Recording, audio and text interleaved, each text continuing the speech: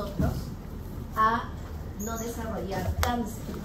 O sea, ellos son lo máximo para nosotros. Todos nosotros, gracias ProtonCogen, gracias Gen Supresor de Tumor por no darme cáncer. Porque ellos nos ayudan un montón, son muy buenos. El problema es cuando ellos mutan. Por ejemplo, cuando el ProtonCogen muta, se convierte en oncogen. Y el oncogen sí genera cáncer, desarrollando que el tejido pierde el control del ciclo celular. Y cuando un tejido pierde el control del ciclo, el tejido se multiplica, desarrollando los tumores y desarrollando la metástasis.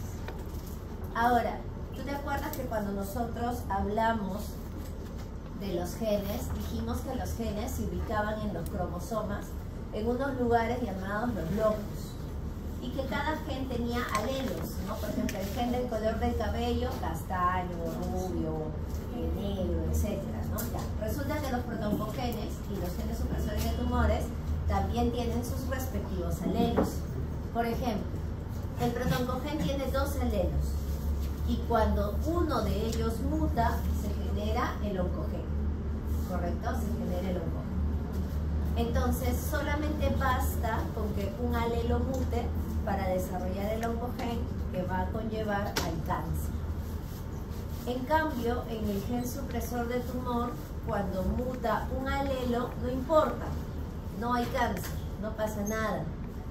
Tienen que mutar los dos alelos para que el gen supresor de tumor ocasione el cáncer.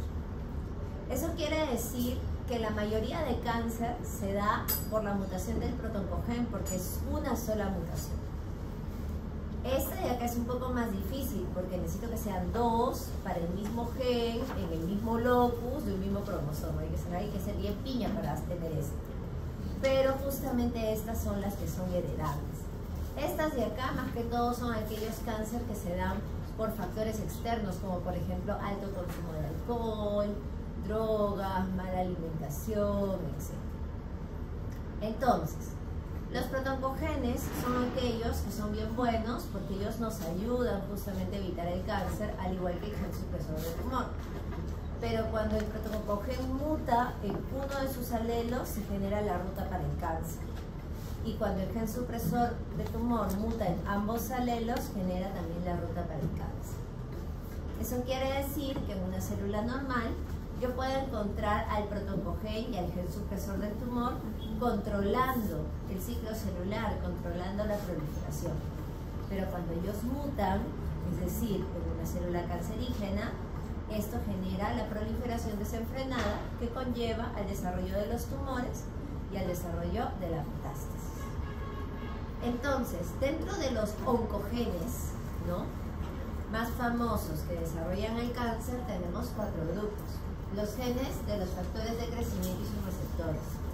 Es decir, todos esos genes de los factores de crecimiento que ya hemos visto. El gen del factor de crecimiento fibroblástico, el gen de crecimiento derivado de plaquetas, el gen de crecimiento del endotelio vascular, el gen de crecimiento derivado de macrófagos, todos ellos. Por ejemplo, cuando muta el factor de crecimiento derivado de plaquetas, se genera el cáncer al cerebro.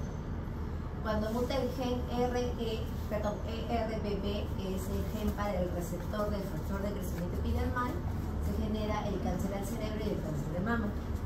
Cuando muta el otro gen ERBB2, que también es el mismo tipo de receptor, se genera cáncer de mama, a la glándula salival y al ovario. Cuando muta el RET, que es el receptor del factor de crecimiento, se genera el cáncer a la tiroides. Cuando mutan las RAS, correcto, la familia de las RAS. ¿Y quiénes son las RAS? Las RAS son protoncogenes que ayudaban a la formación de la MYC. ¿Te acuerdas de la MYC? La proteína que se activaba por el mitógeno, ya, ellas ayudaban. Cuando ellas mutan, generan cáncer al pulmón, ovario, colon, páncreas y leucemias. Y mira, cuando mutan las diferentes MYC, se generan leucemias, cáncer de mama, cáncer al estómago, cáncer al pulmón, glioblastomas, neuroblastomas, etc. Cuando muta BCL2, que es un gen que hicimos nosotros en PCR, ¿te acuerdas? El BCL2, él es un gen que evita la apoptosis. Él, cuando muta, genera linfomas a nivel de las células B. Cuando muta BCL1, que es distinto a BCL2, porque BCL1 te cuento que se encarga de formar a la ciclina D1, la ciclina de la fase G1, una de las subunidades de esa ciclina. Cuando él muta, se genera el cáncer a la mama, cabeza y garganta. Cuando muta el MDM2, ¿y quién es él? Él es un antagonista de la P53, o sea, hace lo contrario a P53. ¿Qué hacía P53? Se acumulaba y avisaba cuando había daño en el ADN. Ya, él cuando se acumula no avisa que hay daño, se hace lo contrario. En lugar de avisar, no nos avisa. ¿Y qué genera esto? Sarcomas, es decir, cáncer a nivel del tejido conectivo y otro tipo de cáncer. Ahora, ¿qué ocurre cuando mutan genes supresores de tumores? Por ejemplo, cuando muta el complejo promotor de la anafase. Cuando él muta, se genera el cáncer al colon y al estómago. Cuando muta el gen DPC4, que es un gen que inhibe la división celular, inhibe la mitosis, cuando él muta, se genera el cáncer al páncreas. Cuando muta NF1 y NF2, que son proteínas que inhiben a las RAS, se generan cáncer a nivel del sistema nervioso, que se les llaman las NF. Se generan neurofibromas, feocromocitomas, leucemia mieloide, cáncer al cerebro, todo lo que es a nivel del sistema nervioso. Cuando muta la MTS1, que es aquel gen que sintetiza a la P16, que es una INCA4, se generan diversos tipos de cáncer. Cuando muta el gen RB, que es el que desarrollaba la proteína del retinoblastoma, se genera el retinoblastoma, cánceres óseos, vejiga, pulmón y mama. Cuando muta P53, que es el que nos avisaba del daño en el ADN, se generan diversos tipos de cáncer. Y cuando muta WT1, que es una proteína que encuentro a nivel del riñón, específicamente en el tumor de Wilks, se da justamente el cáncer a nivel de los riñones, desarrollando este famoso tumor que se llama el tumor de Wilks. Entonces, quiere decir que el problema está cuando ellos mutan, porque como yo te decía, ellos son bien buenos. Dentro de los protoncogenes, la familia más conocida y la más abundante es la familia de las RAS.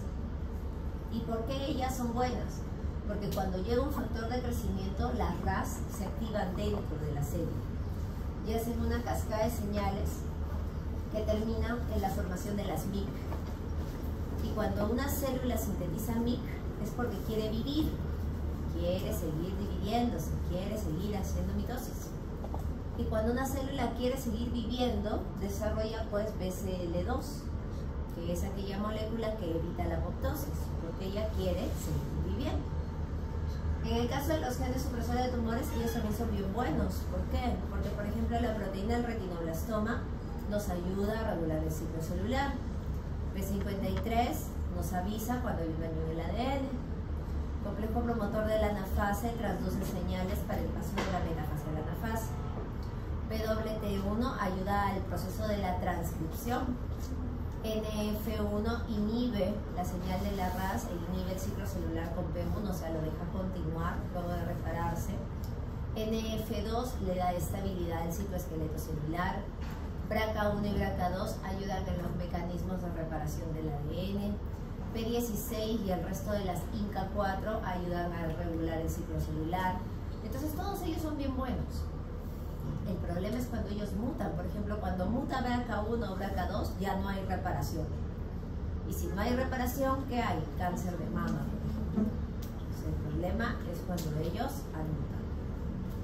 Dentro de los genes supresores de tumores, el más famoso, P53. ¿Por qué? Porque a él se le denomina el guardián del genoma.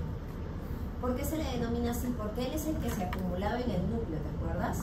Para generar a P21, que P21 se una a la ciclina y a la CDK y se detenga el ciclo. ¿Para qué? Para que la célula repare el ADN que se había dañado. Eso quiere decir que P53 abunda en el núcleo cuando el ADN se daña, pero también abunda en el núcleo cuando hay una señal hiperproliferativa. Por ejemplo, si todos nosotros somos un tejido, imagínate, el tejido hepático, todos nosotros somos hepatocitos. Y dentro de nosotros hay una célula que quiere hiperproliferar. O sea, ella quiere hacer más divisiones que el resto. O sea, ella quiere ser distinta. Y no puede. ¿Por qué va a ser diferente? Todos tenemos que ser igualitos. Cuando una célula quiere ser diferente, eso es cáncer. Porque ella quiere dividirse más rápido que el resto. Entonces, cuando eso ocurre, P53 da la alerta de que hay una en todo el tejido que quiere dividirse más rápido que el resto. Y la invitan a hacer apoptosis, porque ella se va a convertir en cáncer. Tú no puedes hacer más que nosotros. No, todos igualitos. ¿Ok? ¿Y qué más? Cuando hay un mal acortamiento del telómero. ¿Tú te acuerdas que telómero, telomerasa? Sigue existiendo ese seminario aquí, pues yo no sé. Hay otras personas.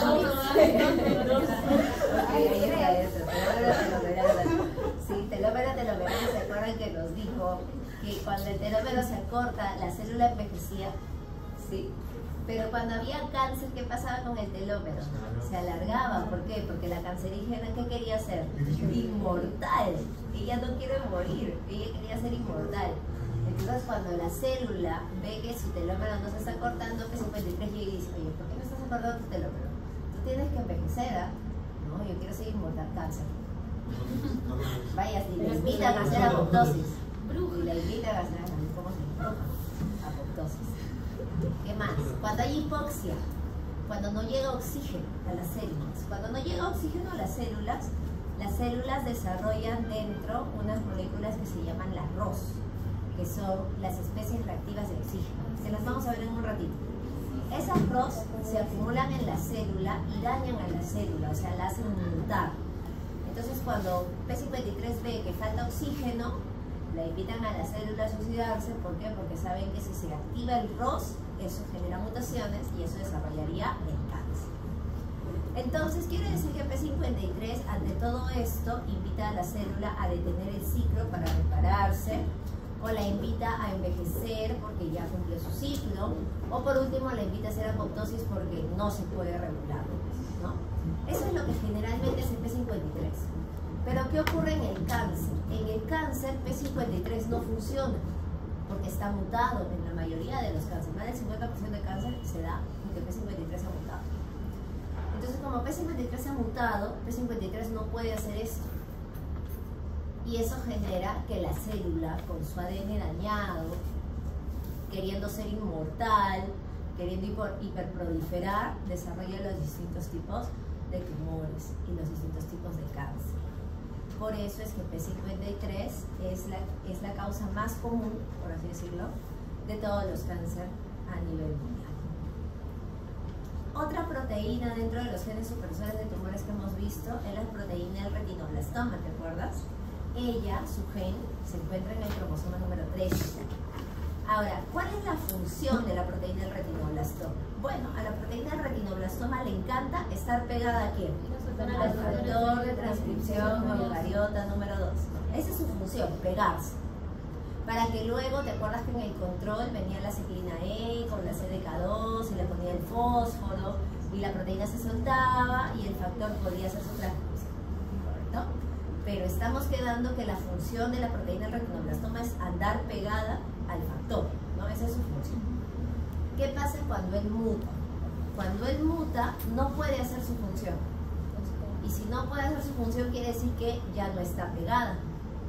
Porque su función es estar pegado al factor. Como él ha mutado, ya no se pega.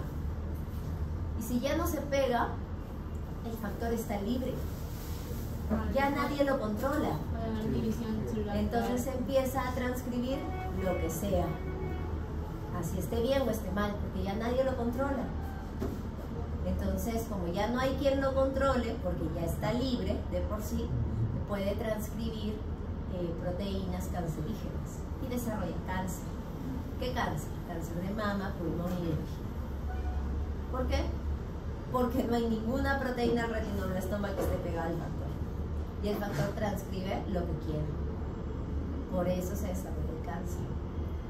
Ahora, esta mutación en la proteína del retinoblastoma es una mutación de tipo recesiva, es decir, es una mutación que se hereda muy difícilmente en el tiempo, es decir, se va perdiendo en el tiempo, pero sí se manifiesta en los cánceres, como les digo, de mama, pulmón y vejiga. Ahora, el cáncer no solamente se va a dar por mutaciones justamente en genes, ¿no? Como los protoncogenes, por los que nos producen tumores. También se va a dar por contagio a través de los oncovirus.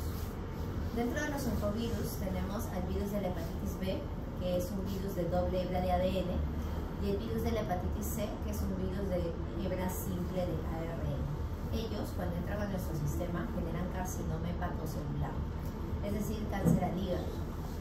Estos virus se transmiten y se adquieren a través de las relaciones sexuales y también a través de la ingesta de algunos alimentos, así que hay que tener mucho cuidado. Epstein-Barr, que es un virus de doble hebra de ADN, genera la mononucleosis infecciosa, que es la enfermedad del beso, y otros linfomas. Epstein-Barr se contagia a través del sexo oral y genera llagas a nivel de la boca. Entonces, esta enfermedad se le llama la enfermedad del beso porque efectivamente se transmite por contacto bucal. Por eso sí hay que tener mucho cuidado también. Virus del papiloma humano. Es un virus de doble hebra de ADN. Genera el cáncer cervicuterino. Significa que él solamente afecta a las señoritas. Este tipo de virus se transmite debido al varón. El varón vive con el virus del papiloma humano en el glande. Y a él no le pasa nada, no le duele, no le pica, no le da inflamación, no se muere, nada, él vive con eso. ¿Y cómo se contagia el varón? A través de múltiples parejas sexuales, ¿qué más? ¿Cómo se llama? Ir a servicios públicos contaminados y también el hecho de habitar en lugares como hoteles donde vive ese papiloma humano, por las sábanas, ¿no? La contaminación, así se contagia. Entonces el varón, cuando lo adquiere, como les digo, para el varón es algo normal porque ellos no se dan cuenta, no hay manera de que ellos sepan que tienen papiloma, no hay forma. Entonces ellos contagian a la pareja sexual. Y cuando eso ocurre, el ADN del virus ingresa a las células de la cervix uterina y ese ADN se mezcla con el de nosotras. Y a nosotras tampoco nos duele, no hay flujo, nada, no pasa nada durante días, semanas, meses, inclusive años. Pasan 20 o 30 años y recién te duele. Y cuando te duele eso ya es cáncer. Y lo único que hay que hacer es una histerectomía, o sea, retirar el útero. Es por ello que dentro de la educación sexual se pide, ¿no?, que las señoritas cuando empiecen, ¿no?, su vida sexual, su vida íntima, se realicen como mínimo un papiloma, un examen para papiloma una vez al año, por lo menos, ¿correcto? Sí, porque es muy importante esto porque, como les digo, ¿no?, cuando pasan semanas, meses, para nosotras no nos va a pasar nada, no vamos a sentir, no hay manera de saber, a menos que sea a través del examen que se llama el Papá Nicolau, ¿no? El Papá Nicolau mínimo una vez al año. ¿Qué pasó? Esa guachica. Debe nadar muy bien, ¿no? Debe nadar muy bien. Evolución humana. Es un futuro que viviremos en el mar. Sí, vamos a hacer próximamente. Ya. ¿Qué no ha perdido? ¿Cómo se llama esto? Esto se llama membrana interdigital. ¿Ya? Estas membranas interdigitales, nosotros lo perdemos cuando estamos en el vientre de mamá. ¿Qué más perdemos cuando estamos en el vientre de mamá? La cola. Porque somos anfibios, somos medio anfibios. No somos colitas, así como el dinosaurio. Perdemos la cola. ¿Por qué perdemos? ¿No has visto un embrión? El embrión tiene colitas, es lo perdemos. ¿Y por qué lo perdemos? Por un evento llamado apoptosis. La apoptosis. La apoptosis, entonces, la apoptosis es un evento en el cual la célula, ¿sí?, se programa para suicidarse.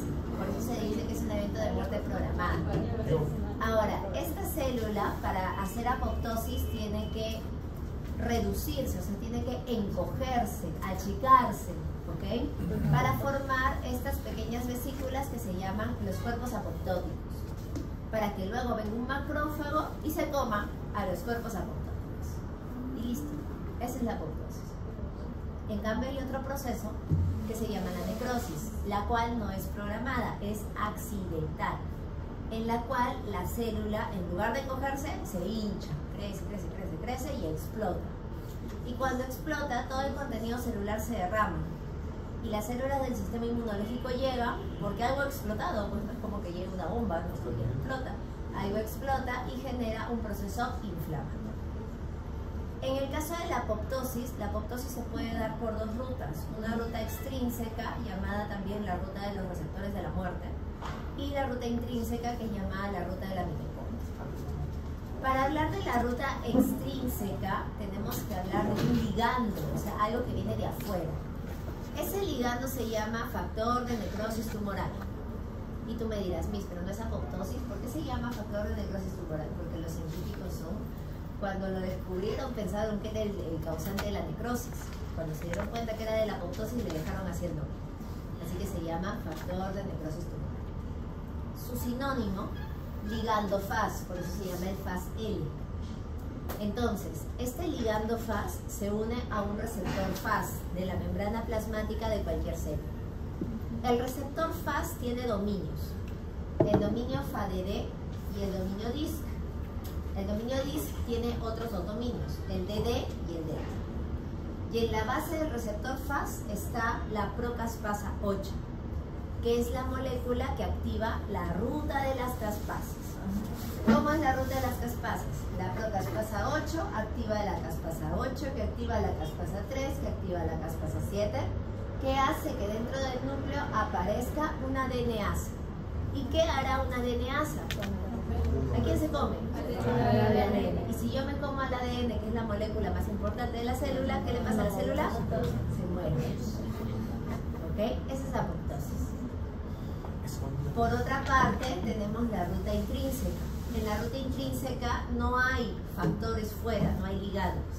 Hay lo que vienen a ser momentos dentro de la célula en la cual ella decide suicidarse por ciertos eventos. Por ejemplo, le falta algún factor de crecimiento, ya no tiene, entonces ya no tiene razón para existir y se quiere suicidar. O lo más común, que es lo que generalmente le ocurre a mis alumnos a fin de ciclo, el estrés genotóxico. ¿Cómo es el estrés genotóxico? El estrés genotóxico es ese estrés que tú sientes para el final, el estrés del carro, el estrés del tráfico. Ese estrés que tú tienes, eso conlleva el estrés genotóxico dentro de tus células, que es cuando tus células, ante distintos factores externos, ¿no?, estresantes, desarrollan los ROS, las especies reactivas de oxígeno. ¿Y ellas qué hacen? Ellas bloquean a BCL2, a BCLXL. ¿Y te acuerdas que ellas nos ayudaban a sobrevivir? Bueno, ahora a ellas las bloquea este estrés genotóxico. Y al bloquearlas vienen las malas, las BAC, las VACs, las VAC, ¿no? Las malas, ellas. Y ellas se van a la mitocondria. Ahora, ¿la mitocondria de qué se encargaba? ¿Qué hacía una mitocondria? O sea, generaba ATP, ¿no es cierto? ¿Y por qué hace una célula ATP? Porque quiere seguir viviendo, ¿no? Quiere hacer sus actividades y todo eso. Ya. Ahora, ¿qué pasa? Cuando llegan las VACs y las VAC a la mitocondria está haciendo su ciclo de Krebs, su cadena transportadora de electrones. Y si tú te acuerdas, en la cadena transportadora de electrones hay una molécula que se llamaba citocromo C dentro de la cadena. Entonces, supuestamente la cadena está haciendo, ¿no?, complejo 1, complejo 2, está normal. Pero cuando llegan las VAC y las VAC, que son los malos pensamientos, ¿no?, lo malo, ¿correcto? ¿Qué pasa? La cadena transportadora de electrones se detiene. Porque han llegado ellas, que son las malas. Ellas van a inducir a la apoptosis.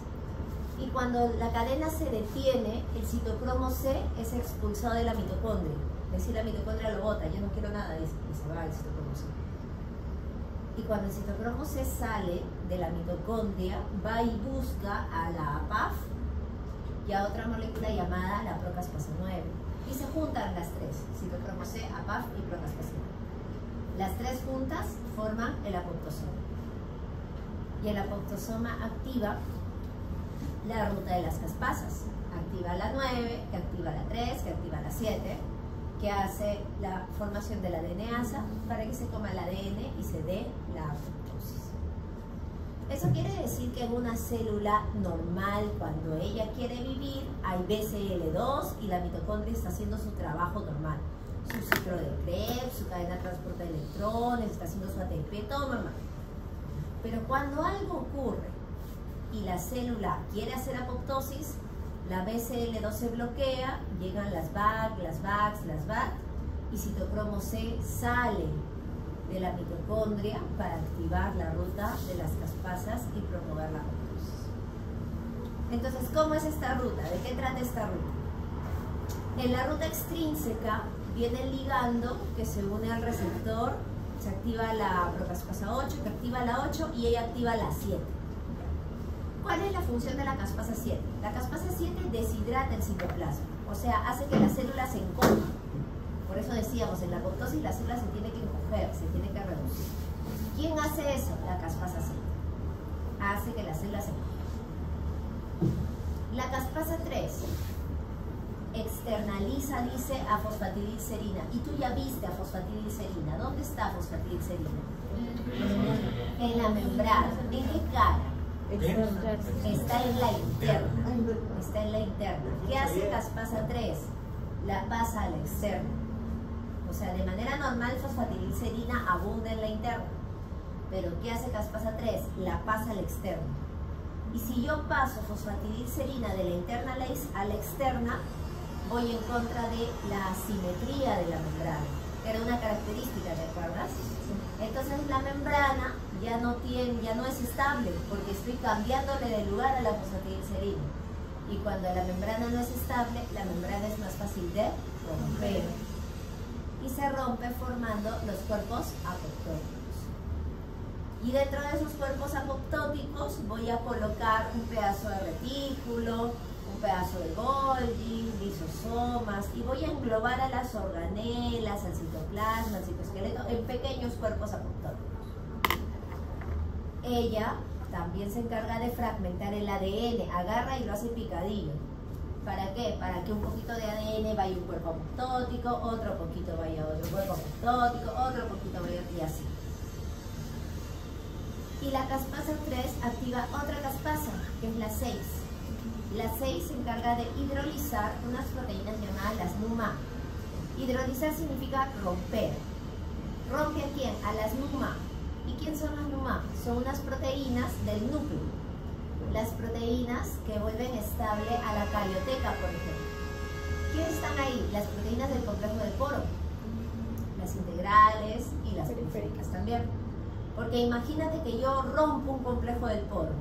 Entonces es más fácil de romper la carioteca, pues. Y yo necesito eso, fragmentar el núcleo. ¿Para qué? Para que esos pedazos de núcleo entren también en los cuerpos apoptóticos. Y haya un pedazo de núcleo en un cuerpo apoptótico, otro pedazo en un cuerpo apoptótico, para que luego venga el macrófago y se coma los cuerpos apoptóticos. Ahora, esta ruta extrínseca es capaz de activar a la ruta mitocondrial también. ¿Cómo? La caspasa 8 activa una proteína llamada la BIT y la BIT activa la ruta mitocondrial. Es decir, la ruta mitocondrial se puede dar gracias a factores internos o a que la proteína BIT la active. ¿Y cómo es la ruta mitocondrial? En la ruta mitocondrial tiene que haber, por ejemplo, un estrés genotóxico que haga que ya no se sintetice BCL2 y que por el contrario lleguen las VAT, las VAC, las VAC a la mitocondria para que ella suelte a citocromo C, se una a PAF, a procaspasa 9, forme el apoptosoma y esto genere la cascada de las caspasas, que viene a ser lo mismo que esto, ¿no? La cascada de las caspasas. Pero ¿qué ocurre?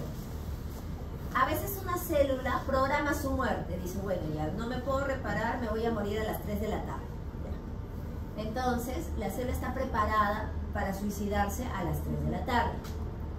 Pero entre las 10 de la mañana, yo creo que es ahorita, hasta las 3 de la tarde, muchas cosas le pueden pasar a esa célula. Puede repararse, algo puede ocurrir. Entonces, durante ese tiempo la célula está programada que a las 3 se va a suicidar. ¿Ok? Esa célula. Pero imagínate se reparó durante ese proceso. Si se repara, ya no va a querer suicidarse, ¿no? Se va a arrepentir, ¿correcto? Ya no va a querer suicidarse a las 3. Entonces, ¿cómo hacemos para que la célula ya no se suicide a las 3 de la tarde? Hay unas proteínas que se llaman las IAPs. Las IAPs son proteínas antiapoptóticas. Son aquellas que aparecen en escena cuando la célula ya está programada a suicidarse, pero mágicamente se reparó, ya no es necesario que te suicides, todo va a estar bien. Entonces ella, la IAP, detiene la ruta de las caspasas. La detiene. Y la célula sigue viviendo. Pero cuando la célula está decidida a suicidarse a las 3 de la tarde, porque ella sí es cancerígena, de todas maneras, es cancerígena, vienen las SMAC Diablo, que le hemos puesto 2 cachitos para que te pongas. La SMAC Diablo bloquea a la IAP. Ella la bloquea. O sea, impide que ella funcione, impide que ella detenga la apoptosis. ¿Por qué? Porque la célula es cancerígena y yo sí o sí necesito que se suicide. Por ende, cada vez que hay una apoptosis programada, hay mucha SMAC Diablo. Porque la SMAC Diablo es justamente la que promueve también la apoptosis. Promueve la ruta de las caspasas, porque ella secuestra la IA para que ella no pueda detener esta apoptosis. ¿Ok? Para eso sí. Ahora, ¿qué causa la apoptosis? La apoptosis puede ser causada de forma fisiológica o de forma patológica. Fisiológica, cuando por ejemplo nosotros destruimos algunas células en la embriogénesis, como por ejemplo la membrana interdigital. Eso ha tenido que destruirse por apoptosis. Y la coli, ¿no? La colítica. También cuando hay una involución de tejidos dependientes de hormonas. Por ejemplo, a veces cuando uno ha sido chiquito, ha sido rechoncho, una bolita así. Pero cuando crecen, se estiran, se vuelven muy altos y delgaditos. ¿Dónde se fue toda esa grasa, tejido, músculo? Yo era gordito y ahora soy alto y flaco. Ya. Todo eso se ha ido por apoptosis, es una involución de los tejidos. También cuando hay renovación de los epitelios y cuando eliminamos células que ya por vejez han cumplido su fecha. Y en el caso de las patológicas es cuando el ADN se ha dañado y no hay forma de repararlo, las células se tienen que suicidar. Cuando hay una proteína mal plegada. ¿Quién plegaba las proteínas? ¿Te acuerdas? ¿Quién? ¿Qué organela plegaba la proteína? Los vivos. Rugoso, ¿no? Sí. El retículo endoplasmático rugoso. Si él, a través de la chaperona, ¿no? La chaperona la reticulina, ¿no? A través de ellas no plegan la proteína, entonces la célula se suicida. Y también cuando la célula es invadida por virus, como el virus del VIH y el virus del herpes. Entonces la apoptosis tiene 4 momentos. Una fase de condensación, donde la célula se encoge. Una fase de condensación, donde la fosfatidilcerina va de la cara interna a la externa. Una fase de fragmentación, donde se crean los cuerpos apoptóticos. Y una fase de fagocitosis, donde viene el macrófago y se come a los cuerpos apoptóticos. Entonces la apoptosis yo la puedo encontrar en 2 momentos de nuestra vida, en la embriogénesis, ¿no? Pero también cuando estamos en la vida adulta para la renovación de los epitelios. Ahora, otra cosa muy distinta es la necrosis, porque esta es una muerte accidental, donde la célula, en lugar de encogerse, se hincha, crece y explota. Se da esta coloración debido a que todo el contenido celular sale y las células del sistema inmunológico desarrollan inflamación en esos lugares, generando que los tejidos, cuando llegan a este tipo de coloración, lo único que quede sea la amputación del miembro. Entonces, para distinguir entre apoptosis y necrosis, podemos decir que la apoptosis es una muerte celular programada, pero la necrosis es accidental. En la apoptosis, la célula debe reducir su tamaño, la necrosis debe aumentar para explotar. En la apoptosis, la membrana se mantiene porque forman los cuerpos apoptóticos, pero en la necrosis se rompe porque estalla. En la apoptosis, todas las organelas se mantienen intactas dentro de los cuerpos apoptóticos, pero en la necrosis se van a desintegrar por la explosión. En la apoptosis se forman fragmentos de ADN, donde cada fragmento va a entrar en un cuerpo apoptótico, pero en la necrosis se van a romper el ADN como pueda por el estallido. En la apoptosis se da la formación justamente de esos cuerpos apoptóticos, pero en la necrosis todas las organelas se desintegran y liberan todo su contenido por la explosión. Y en la apoptosis estos cuerpos son reconocidos y fagocitados por los macrófagos, mientras que en la necrosis nadie se come lo que ha estallado, sino por el contrario las células del sistema inmunológico desarrollan lo que nos denominamos la inflamación local. ¿Ok? Y se acabó el curso. ¿Pero por qué? O sea, ¿cómo va a cambiar? El último aplicamos la aprendido. ¿Por qué son importantes los puntos de control? Porque nos permite verificar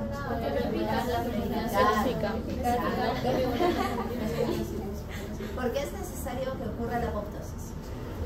para evitar células. Para evitar cáncer.